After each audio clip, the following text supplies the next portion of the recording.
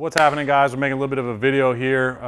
This is Concord Garden Equipment. This is a company we started, father started almost 45 years ago now, so it's a family business. Concord Garden Equipment has been right here on Monument Boulevard the whole time in Concord. All power equipment, Steel, Echo, Honda, all the top brands, parts, service, sales. So we're looking for a couple of qualified staff members to replace somebody almost irreplaceable up here at the front counter. So you're going to be a little bit of a hybrid person. You're going to be working the front counter in sales.